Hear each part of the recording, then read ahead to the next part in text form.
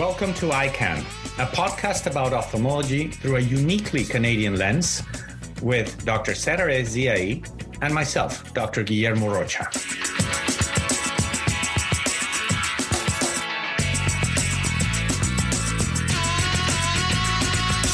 We'll share our experiences as ophthalmologists today and tackle some challenges we face as healthcare providers. Are you ready, Serare? Let's do it, Guillermo.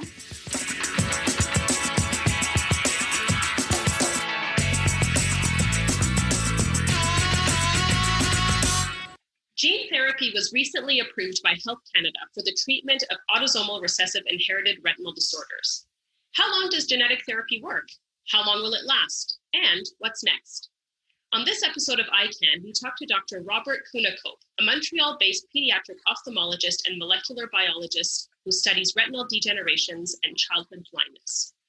For the past 25 years, Dr. Koenekoop has devoted his research career to discovering new retinal genes for childhood blindness due to retinal degenerations.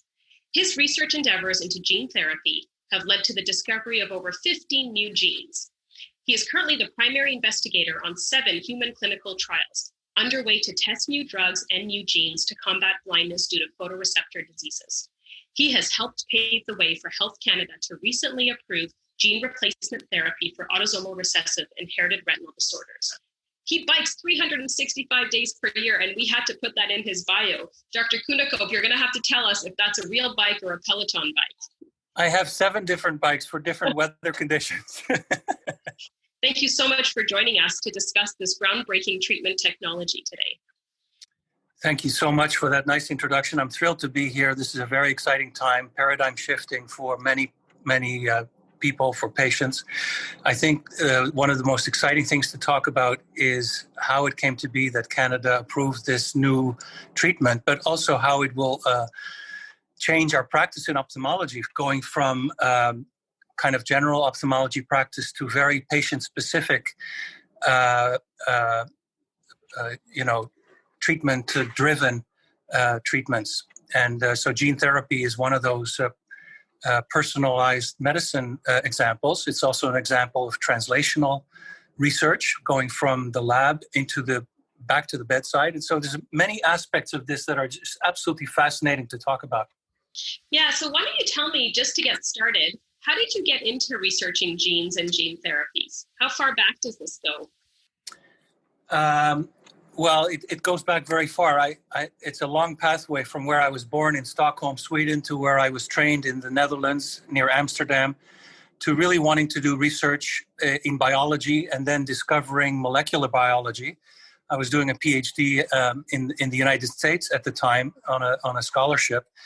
And then as I was doing the PhD, the most exciting thing to me about genetics was what it was going to do to medicine, to the field of medicine. And so I just feel very fortunate that I was right there finishing my PhD and deciding what to do with my career. And then I decided to go into medicine. I became an MD. And then in medical school, I learned in the late 80s that the first genes were discovered for blindness.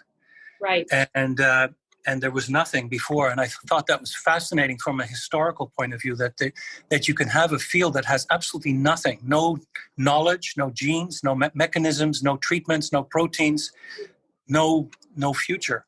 Tell me, where are you practicing now? Where are you working? Where does all this research take place? And who's been supporting you all these years through your research projects? So the first question is that I work at the Montreal Children's Hospital of McGill University at the MUHC at the New Glen site. And I've been working there for 25 years, very happily. They supported me a lot financially and seeing patients, of course, and providing students. But also, I work at the Center of Innovative Medicine. This is the CIM, where we don't see clinic patients. We only do clinical trials there. So we have everything duplicated. In the clinic, we have our measuring devices. And at the CIM, the Center of Innovative Medicine, we have them again, but we only use them for research. And during my whole career, I'm so pleased to say that Fighting Blindness Canada has supported me for 25 years with different grants from basic research grants to find genes, and now to help me build a registry with Dr. Hayon and other ophthalmologists across Canada. We have an inherited retinal disease registry that patients are very encouraged to enter so that we can contact them with their gene. And the other giant in my career is the Montreal Children's Hospital Foundation, that has supported me from day one in 1995 when I started, with a lot of support, financial donors, new instruments. And so without those two, the fighting blindness, and without the foundation of the Montreal Children's Hospital, I wouldn't be sitting here. So Dr. Koenekoop, tell me who the pioneers are in this field and how did it all get started? The pioneers in this field really are like almost several hundred people, but the people that really got this started were the veterinarians in Philadelphia, Dr. Gustavo Aguirre and Ackland, who then started working with very, very brilliant ophthalmologists and scientists like Jean Bennett and her husband, who's a retinal surgeon, and they started doing animal gene therapy and then early human. And then Sam Jacobson with Art Sidisian, two professors at Shea Eye Institute, also had a trial and major findings with gene therapy of RP65 and now other genes.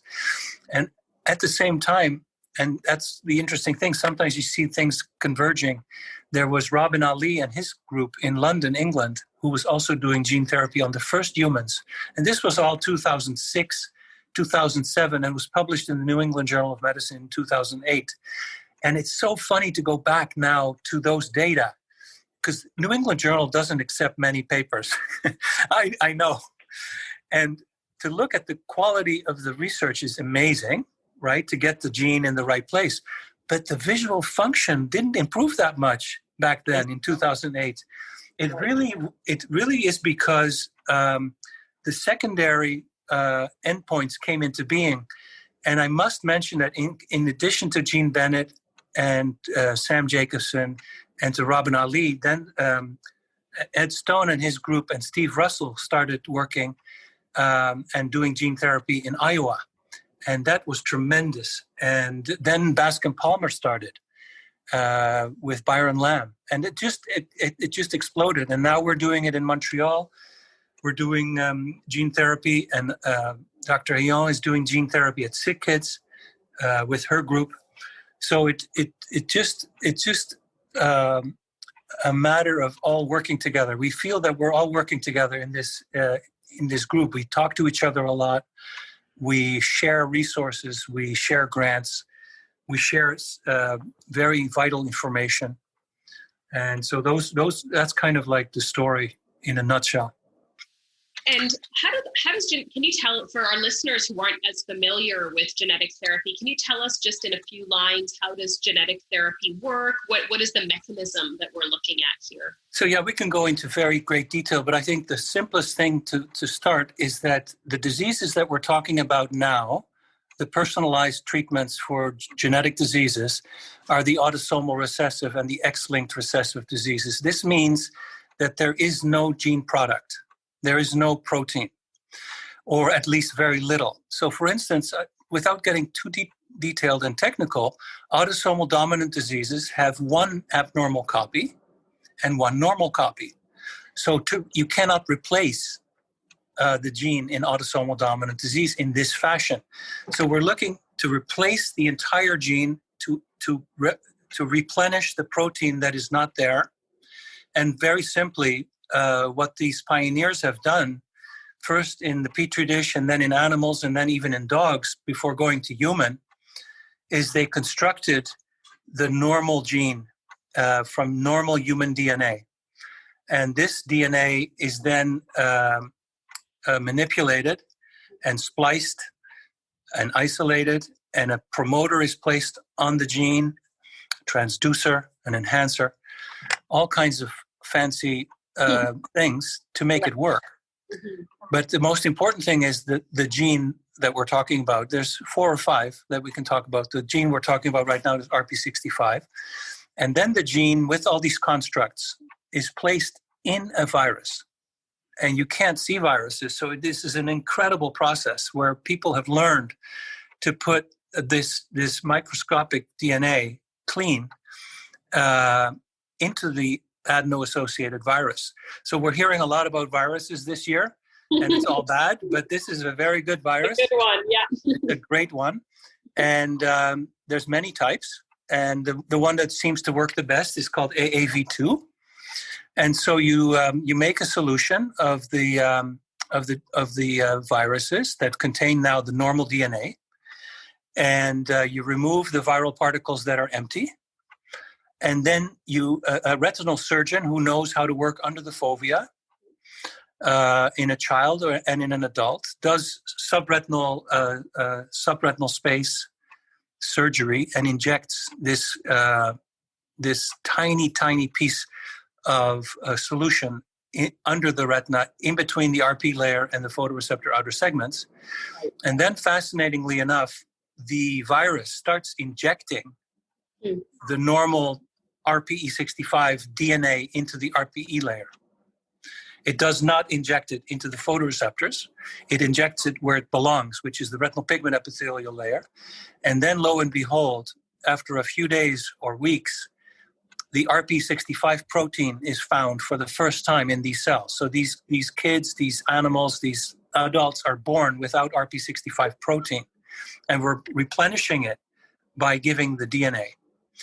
So then the DNA is read, the protein is made, and the protein starts to act, starts to work, starts to do its job, which is a key enzyme in the retinoid cycle. So the retinoid cycle in all these individuals doesn't cycle. So there's no retinoids and there's no vitamin A cycling. So the photoreceptors can't capture photons of light.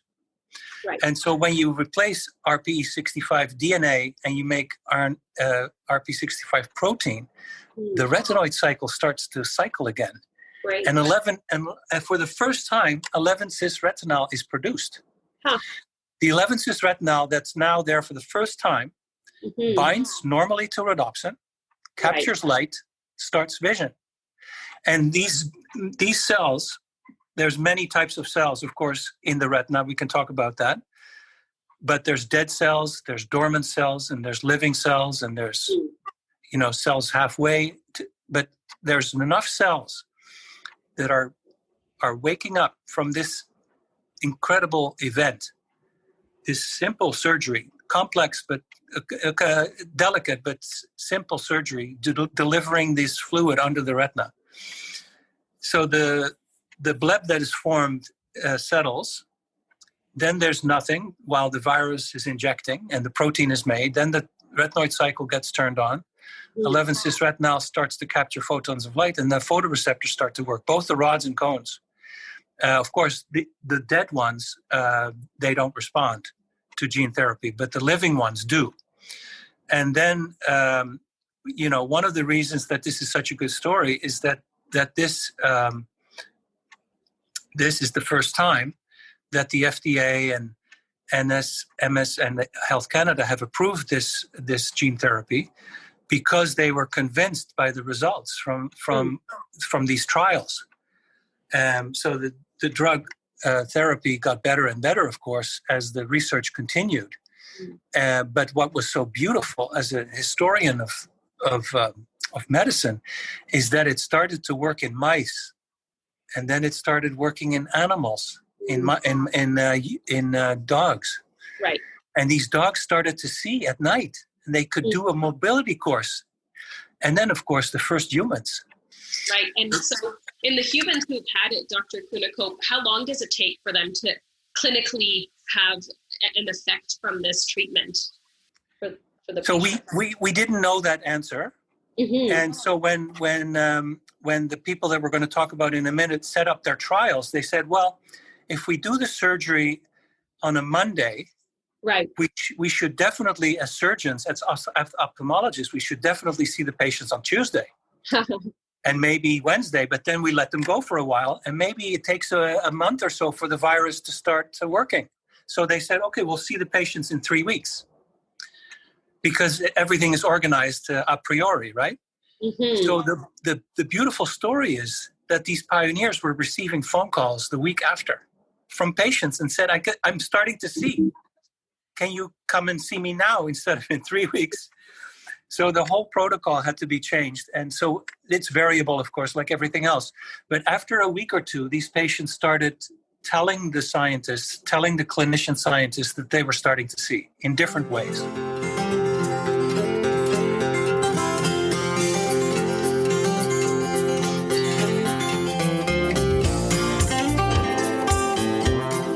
EyeCan wants to know what you think. Please send your comments on today's episode or any suggestions you may have for topics or features to communications@cos-sco.ca, and we'll try to incorporate them into future episodes.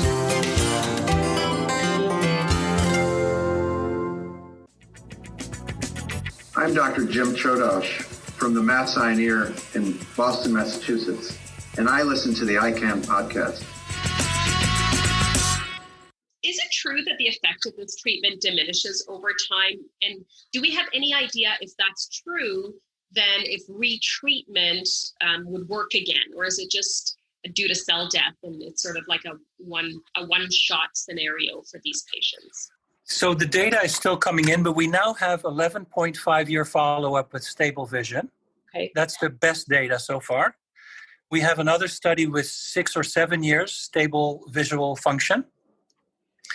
And we have a few early studies where it seemed to wear off.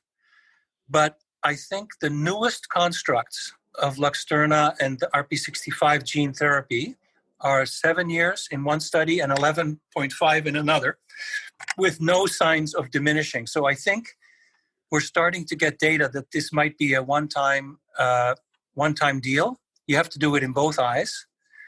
But there is evidence that a second surgery could be done, with the right techniques. Right. But I'm hopeful that it's a one-time treatment, and I think that we'll have to see. The data is still coming in, but it's good. It's good. That sounds amazing for these patients, Dr. Koenekoop. Obviously, because it's such a new treatment and it's for such a rare disease, the cost of this treatment is quite high. But, when we look at it from the patient's perspective, I think we'll all agree that the benefits of treating these patients far outweigh the costs to our system and our community, our society. What do you think about that? I think that's a very nice, accurate statement. I think that we're just learning now about new studies, what the burden is, the economic burden of IRDs on 20,000 Canadians. A beautiful study co-funded and directed by Doug Earle from the Fighting Blindness Canada, which has also supported my work during my whole career, came up with a staggering number of $1.6 billion that it costs the blind patients of Canada, not AMD, IRD patients, 20,000. And so 1.6 billion, you would think that maybe most of that is paid for by the government, and that's not true. Most of it's borne by the patients. In a second study that came out last year, Johnson et al., is an economic study that showed clearly that patients become much more independent after Luxturna, and that they rely much less on government and other rehabilitation programs, and that it's actually beneficial, that it actually makes financial sense to treat them, and also their quality of life was 10 times higher. But when we talk about RP65, I think I agree that it's a rare disease. It's an important disease. We've all seen it in our fields. But I think that it would be a mistake to say that IRDs as a whole are rare. IRDs are very common. There's 4 million people around the world with IRDs caused by almost 300 different genes. And in Canada, we have 20,000 patients. Many of them are children who have IRDs. So yeah, it makes complete sense to move this forward. Economically, financially, the patients are more independent. They want their second eye done as soon as they are established responders. And this is not the only gene. What do you foresee in the future for these gene therapies? How do you see things changing in the next 5 or 10 years? It certainly sounds like what we have now and what's been approved is a win-win situation for everybody. Do you think the population of patients who will benefit from these kinds of therapies will increase over the next 5 or 10 years or so? Definitely. So the exciting thing is that it took a long time for RP65 to go from gene discovery in 1993 by Christian Hamel at NIH to Health Canada approval in 2020. It's a long time, but now we have a pathway. Right. We have a pathway that other genes will use. So for instance, there's 3 other genes knocking on the door, and these are common. So RPGR, successfully done in trials and with the same technology, has improved visual acuity and visual function in older patients. RPGR is probably the most common gene for RP. It's X-linked. Then choroideremia is not a rare disease. It's not common like RPGR, but it's knocking on the door, phase 3. Nice successful results with subfoveal gene therapy. And then a couple of other genes. And this is all gene replacement for recessive and X-linked diseases. These are not for dominant diseases, like I said before. But there is a second type of gene therapy that's now knocking on the door. And this is what we're doing in Montreal. This is also called gene therapy, but you leave the gene in the retina, but you fix it. So this is where we are talking about editing. And so this is where CRISPR and antisense oligonucleotide technology comes in. So you have gene replacement when the gene is gone, when the gene is mutated, and the protein is gone. And you have gene editing, where we leave the gene intact, but we fix it, like under the hood. And without getting into details, for this to be successful, you inject these molecules into the vitreous. So this can be done, subretinal foveal surgery has to be done in the operating room with vitrectomy, 3-port vitrectomies. Takes about an hour. The injection of antisense nucleotides can be done in the vitreous, in the clinic. And what happens is the entire retina gets inundated with the antisense oligonucleotide, and because of complementarity, the antisense nucleotide finds the mutation and sits on it or removes it. And lo and behold, the gene starts to work, produce its protein without a virus, without surgery. So that's what these studies are now in phase 1, phase 2, and phase 3. So these genes are also very common. It's USHR2A, the most common cause of autosomal recessive RP, and it has a hotspot so that the antisense oligonucleotide can only do certain mutations. But there's a few that are so common that it's worthwhile to do 4,000 or 5,000 patients. STEP290 is another drug that is working very well. It is also a very common mutation in Leber congenital amaurosis. And so the early results are already published. And so this second type of gene therapy, which is gene editing, is definitely coming. It hasn't been approved by the FDA, but it's very elegant and it's very safe. So I see that as the next thing coming. So the RP65 augmentation or gene replacement paved the way for choroideremia, for RPGR, and a couple of other genes to be approved. I see the editing gene therapy coming, CRISPR, antisense oligonucleotides for many common mutations. And then it doesn't stop there. That's the most exciting thing. There's optogenetics, where you replace a light capturing molecule by gene therapy into cells that are still alive. And it captures the light instead of the photoreceptor. And then there's stem cells. And then there's neurotrophic factors. Right. Everything seems to be working right now. So there's at least 4 or 5 things coming in the next few years. And then we haven't even spoken about combination therapy. Yeah. I was going to say, it sounds like it's a very exciting time for gene therapy. Certainly, there's a lot in the pipeline. Ultimately, this is all about the patients. What do you think the biggest impact of this technology will be for all of these patients in Canada? So, having seen 6,000 IRD patients over my career, the most fearful thing for IRD patients is to go completely blind. So, some of them have come to live with their tunnel vision, their poor vision, their poor reading ability, their poor mobility, but at least they see the light. They can see a little bit of their child's face. They want to keep the light perception or the little tunnel that they have.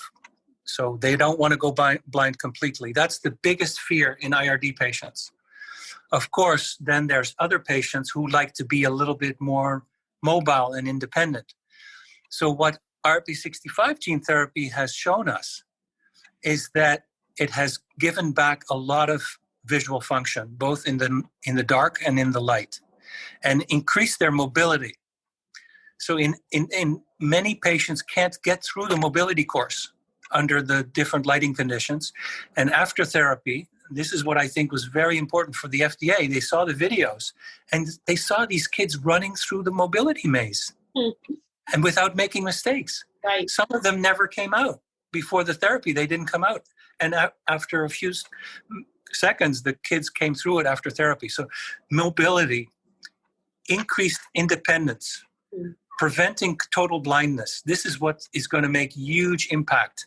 And has already shown impact economically and psychologically and ophthalmologically through these different tests. The old-fashioned way of measuring vision doesn't work as well in IRDs.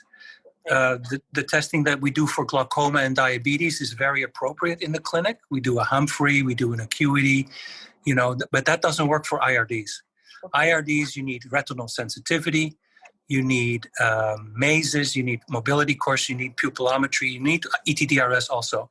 Okay. But what we're seeing is a second revolution, not just in gene therapy and gene editing. We're seeing that ophthalmology and endpoints is evolving in a fantastic way. The OCT, we can measure the ellipsoid zone. So,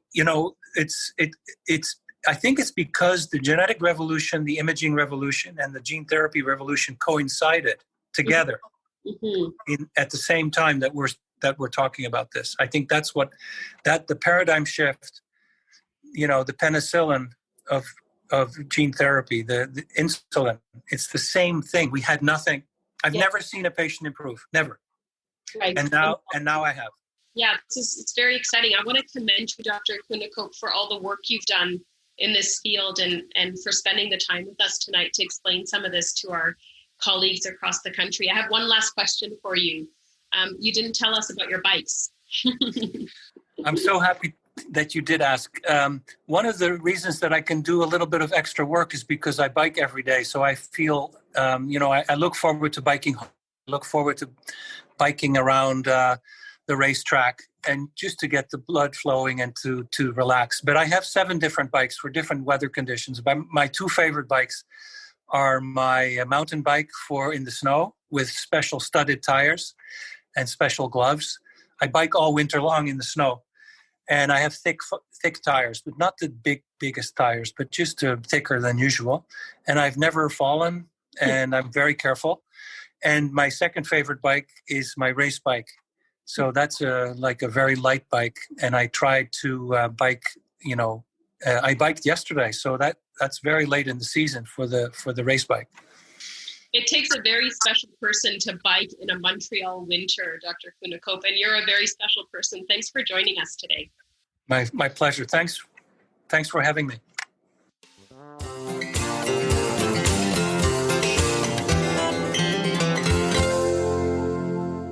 Here's what's coming up on our next episode. Hi, this is Hadi Saheb. I am a glaucoma and anterior segment surgeon working in Montreal at McGill University, and I'm very much excited about glaucoma innovations. Another area that I'm particularly excited about is access to care. I think the way patients will access glaucoma care will evolve significantly in years to come.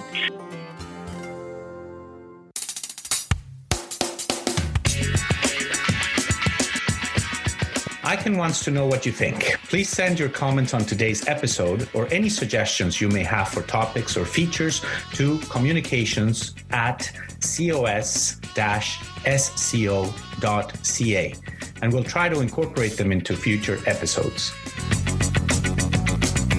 The EyeCan podcast is funded by MDF Affinity Grant. It is brought to you by the Canadian Ophthalmological Society, directed by Eric Johnson and produced by John Allaire from Allaire Strategic Works.